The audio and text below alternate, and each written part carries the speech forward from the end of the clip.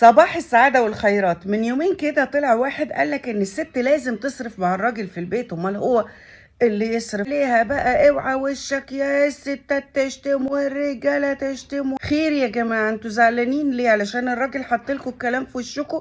99% من الستات اللي بتشتغل بتصرف في البيت. طب المفاجأة بقى اللي ما بتشتغلش كمان، بدءا من بيع شبكتها لحد ما نشم ان جالها اي ميراث من اي حته لازم نخترع له عفريت علشان نفرتكه فيه. من اول ما بتروح تحط ايدك في ايد ابوها انت بتقول له شارك معايا بالنص في البيت بتاعي. اللي بتشتغل بتحط فلوسها في البيت بالاكراه المعنوي او المادي او الاتنين مع بعض، يعني قلبة الخلقه.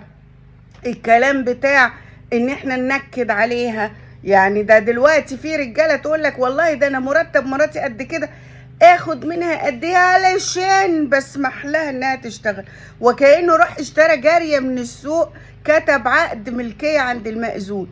في ايه يا جماعه؟ انتوا مش عايشين في الدنيا؟ طب الستات بتشتم ليه؟ بتشتمي يا حبيبتي؟ ده انت ليل نهار من اول الست اللي بتيجي تساعدنا في البيت لحد الوزيره بتحط في البيت شاءت ام ابت، من اول قلبة الخلقه لحد الاكراه المادي بقى، تلطيش وحاجات زي كده.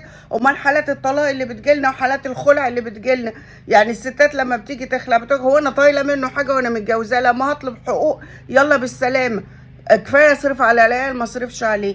انتوا مش عايشين في الحياه. بس انا اقول لكم بقى الخناقه فين. الستات مش عايزه تعترف علشان ما يبقاش كده ايه، مقنن عليها. الرجاله مش عايزين يعترفوا ليه؟ علشان القوامه يا حبايبي، القوامه.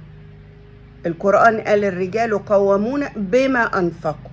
طب الستات بتنفق، حد جاوبهم على السؤال ده؟ هل احنا شركاء في القوامة؟ طب بلاش. هل لما الست تنفق هتبقى شريكة في كل حاجة؟ يعني لما انفقت معاك ووفرت لك قسط العربية، العربية بقت باسمكم انتوا الاتنين. طب لما انفقت معاك ووفرت لك قسط الشقة او الفيلا او الشاليه، هيتكتب باسمكم انتوا الاتنين؟ هو ده الخناقه. الخناقه على ان احنا مش عايزين نعترف، علشان الاعتراف هيترتب عليه حقوق وترتيبات قانونيه مختلفه احنا مش عايزينها.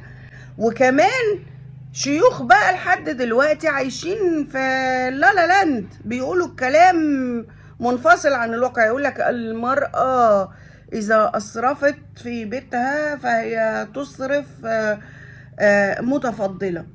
صباح الخير يا عم الشيخ.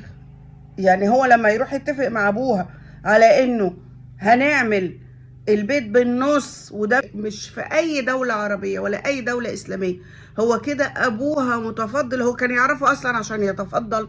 طول ما المشايخ عايشين مع نفسهم في عالم موازي وما بيناقشوش قضايا الناس الحقيقية، وطول ما الستات بتنكر علشان ما يبقاش فرض عليها، وطول ما الرجالة بتنكر علشان ما تعترفش بان الستات شركاء معاهم في الحياة، هتبقوا كلكم منفصلين عن الحياة كده وما شاء الله عايشين في انفصام شخصية زي الفل. صباح الفل.